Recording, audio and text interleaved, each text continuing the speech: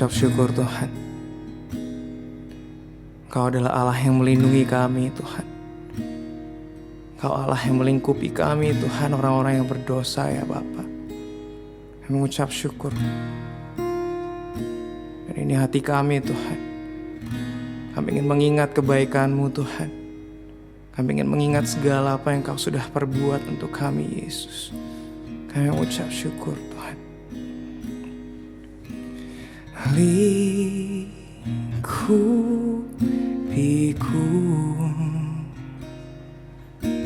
dengan sayap-Mu, naungiku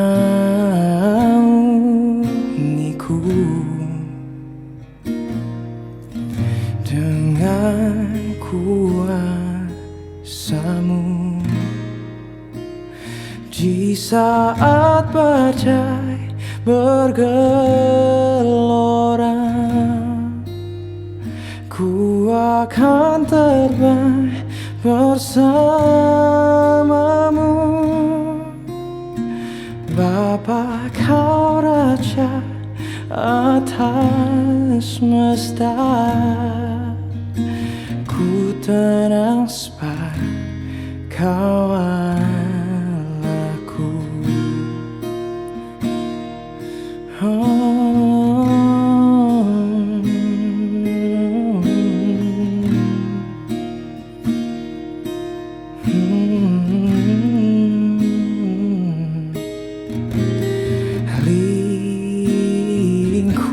Lingkupiku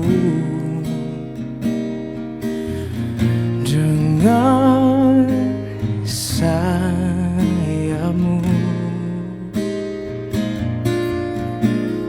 naungiku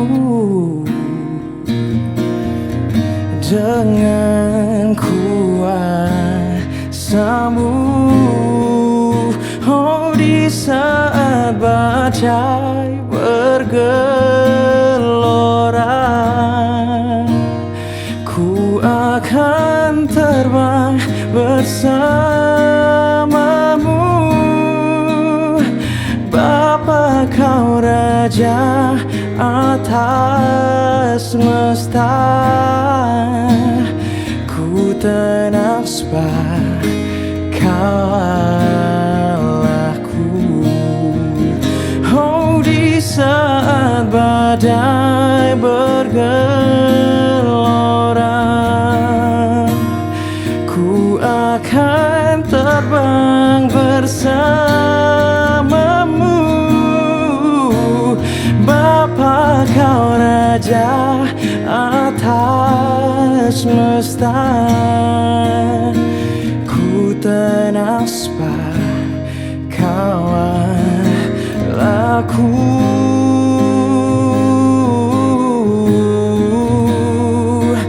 Ku tenang sebab Kau Allahku.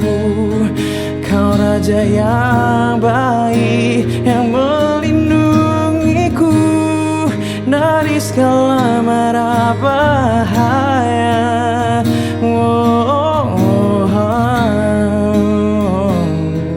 Kau Raja yang rela mengorbankan hidupnya untukku. Kau rela korbankan nyawa-Mu. Kau rela membawaku kembali jadi anak-Mu lagi, mengembalikanku, mengangkatku. Aku Tuhan yang bukan siapa-siapa,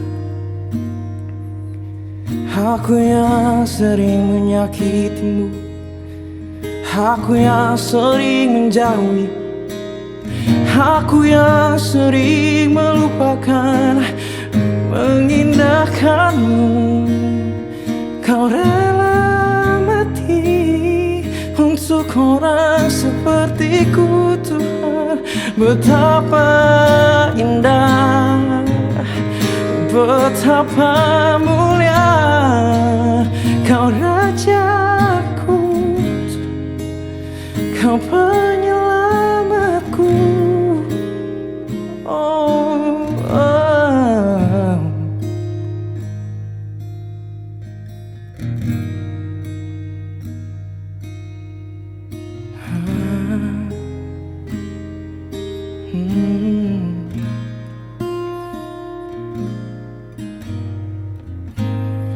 Siapakah aku ini, Tuhan?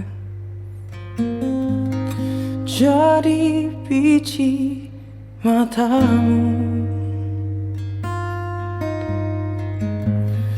Dengan apa kan ku balas, Tuhan, selain puji dan sembah Kau?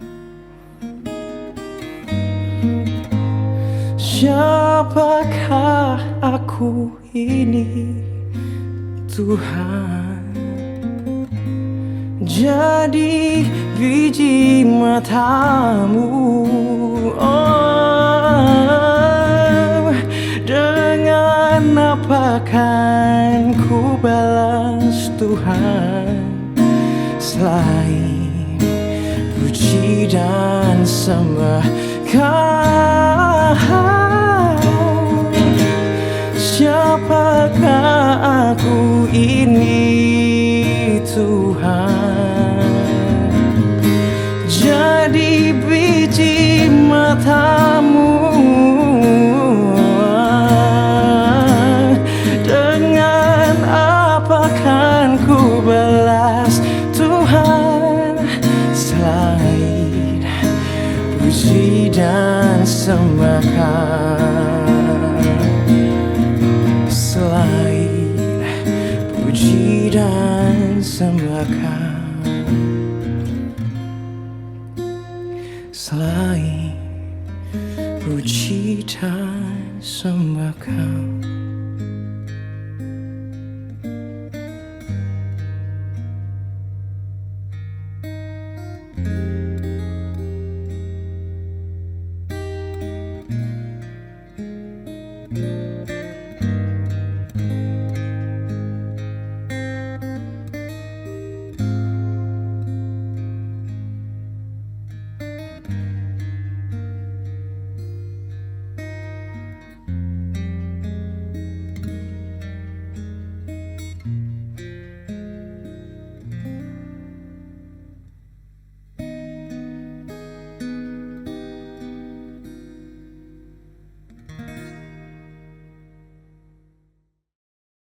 Haleluya, salam shalom warga kerajaan Allah. Kita berjumpa lagi, dan sebelum saya sharing firman Tuhan, mari kita berdoa bersama. Kami butuh firman-Mu, karena firman-Mu adalah pelita buat kaki kami, dan kami mau belajar penyingkapan-penyingkapan yang Tuhan sudah kerjakan dalam kehidupan kami. Dan biarlah apa yang kami dengar, pengetahuan hikmat yang kami dapat, memampukan kami semakin mengenal Tuhan dengan benar dan baik. Dalam nama Yesus, amin. Saudara, saya mau sharing Jesus has fulfilled. Yesus sudah menggenapinya. Yesus itu memang sosok yang fenomenal. Banyak fenomena yang dilakukan oleh Yesus. Dan Yesus itu juga sosok kontroversial. Kehadirannya dibutuhkan, tetapi kehadirannya juga dibenci, kehadirannya juga disayangi, ditunggu-tunggu. Yesus itu sosok yang mengubah sejarah. Betul, Yesus adalah tokoh yang luar biasa. Dan ini yang luar biasa, Yesus adalah sosok yang menggenapi janji-janji dari perjanjian lama, satu demi satu digenapi. Dan Yesus juga merupakan sosok yang menggenapi hari-hari raya orang Yahudi. Saudara, dalam Paskah kita tahu ada kata Pesah. Dalam Matius 26 ayat 17, terjemahan baru edisi 2, dikatakan pada hari pertama dari hari raya roti tidak beragi, Datanglah murid-murid Yesus kepadanya dan berkata, "Di mana engkau kehendaki kami mempersiapkan perjamuan Paskah bagimu?" Dan dalam 1 Korintus 5 ayat 7 terjemahan baru edisi 2 berkata, "Buanglah ragi yang lama itu supaya kamu menjadi adonan yang baru. Sebagaimana kamu memang tidak beragi sebab anak domba Paskah kita, yaitu Kristus juga telah disembelih." Biasanya dalam perjamuan Paskah, Pesah, keluarga-keluarga berkumpul dan mereka makan bersama. Saudara, Paskah ini sebetulnya merupakan perayaan pembebasan bangsa Israel dari perbudakan Mesir. Paskah Yahudi dan Paskah kita itu berbeda. Namun, disinilah peran Yesus yang luar biasa. Yesus ada di situ untuk menggenapi apa yang menjadi perayaan Paskah, di mana Yesus sendiri sebagai anak domba Allah yang tidak bercacat celah, yang dikorbankan. Dan saudara yang dikasih Tuhan, Paskah Yahudi merayakan pembebasan bangsa Israel dari perbudakan Mesir, seperti yang tercatat dalam kitab Keluaran. Perayaan ini melibatkan penyembelihan domba Paskah dan penggunaan darahnya untuk melindungi rumah-rumah Israel dari malaikat maut, di mana anak-anak sulung itu akan dibunuh kecuali rumahnya yang ambang pintunya disalut dengan darah, diberi darah anak domba yang tidak bercacat. Dan disitulah ada kata Pesah, dilewati, Paskah, sehingga orang-orang bisa bersyukur dan merayakan Paskah setiap tahunnya. Sementara itu, kita tahu bahwa Yesus adalah anak domba Allah yang disembelih pada hari yang sama sebagai domba Paskah, itu pada tanggal 14 Nisan dalam kalender orang Yahudi.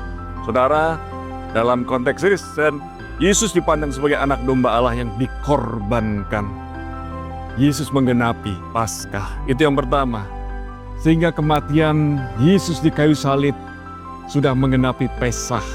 Yang kedua, kita tahu ada namanya Hari Raya Roti Tidak Beragi, Hamatzot. Kalau Paskah itu Pesah, kemudian Hari Raya Roti Tidak Beragi, Hamatzot. Dari kata matzah, lalu matzot itu matzah yang jamak. Saudara, Lukas 22 ayat yang ke-7 berkata dalam terjemahan baru edisi 2, kemudian tibalah hari raya roti tidak beragi, yaitu hari ketika orang harus menyembelih domba Paskah. Hari raya roti tidak beragi. Hari raya ini mengikuti Paskah dan berlangsung selama 7 hari. Ada 7 hari makan roti tidak beragi untuk mengingat pelarian dari Mesir, pembebasan dari perbudakan Mesir. Dan Yesus menggenapi perayaan ini dengan memberikan roti kepada murid-muridnya sebagai tanda bahwa ini merupakan perjamuan malam terakhir, di mana esoknya Yesus disalibkan. Saudara, itu yang kedua. Yang ketiga, Pentakosta, Syavuot, 7 minggu. Dan dalam Kisah 2 ayat 1-4, ayat yang fenomenal, ayat yang sampai hari ini menjadi perbincangan banyak orang, banyak yang melihat itu sebagai tanda-tanda ajaib yang bisa terus berlangsung sampai hari ini. Ada orang yang menyanggahnya bahwa kejadian itu hanya hari itu. Bagi saya, Kisah Para Rasul ini merupakan kitab pekerjaan Roh Kudus atau kisah pekerjaan Roh Kudus. Dan apa yang terjadi di Kisah Para Rasul bisa terjadi di masa kini. Bagi saya, Allah Maha Kuasa. Dia bisa lakukan dengan berbagai macam cara. Saudara, ayat 1-4 firman Allah yang hidup dari Kisah Para Rasul 2 berkata, 7 minggu lewatlah. Ini menekankan ada 7 kali 7, 49. Lalu ditambah 1 hari, Pentakosta 50 hari. Sejak kebangkitan Yesus, kemudian Yesus menyatakan dirinya lewat Roh Kudusnya dicurahkan. Saudara, kemudian dikatakan sejak kematian dan kebangkitan Yesus, 7 minggu lewatlah, sudah sejak kematian dan kebangkitan Yesus. Dan tibalah hari Pentakosta, pada waktu orang-orang yang percaya berkumpul pada hari itu, tiba-tiba terdengarlah bunyi seperti deru angin topan di langit di atas mereka, memenuhi rumah tempat mereka berkumpul. Kemudian tampaklah sesuatu seperti lidah api hinggap ke atas kepala mereka. Wow. Setiap orang yang hadir dipenuhi Roh Kudus, dan mereka mulai berkata-kata dalam bahasa-bahasa yang tidak mereka kenal, sebab Roh Kudus telah mengaruniakan kecakapan itu kepada mereka. Roh Kudus yang bekerja, itu luar biasa. Roh yang kudus, roh yang menguduskan, Roh Kudus yang hinggap kepada setiap orang yang berkumpul pada waktu itu, sehingga mereka berkata-kata dalam bahasa-bahasa lain yang bisa dimengerti oleh orang-orang yang hadir pada waktu itu. Tujuannya memuliakan Tuhan, menceritakan kebesaran nama Tuhan, karya-karya Tuhan yang luar biasa. Saudara, Syafuat dalam konteks Yahudi adalah merayakan penerimaan hukum Taurat di Sinai dan juga hari raya panen. Tetapi dalam konteks kekristenan berbicara mengenai perayaan Syafuat yang digenapi ketika Roh Kudus dicurahkan dari Tuhan kepada para rasul di sebuah tempat di loteng Yerusalem, yang menandakan sebuah kebangkitan rohani yang luar biasa yang menyebabkan penyebaran Injil sampai ke ujung bumi. Hari ini saya mau sampaikan kepada saudara yang dikasihi Tuhan, peristiwa Pentakosta itu sangat luar biasa, membuat orang-orang yang biasa menjadi luar biasa, orang yang tidak terpandang menjadi terpandang. Tuhan bisa menjungkir balikan prediksi manusia, Tuhan bisa menjungkir balikan apa yang dilakukan oleh manusia.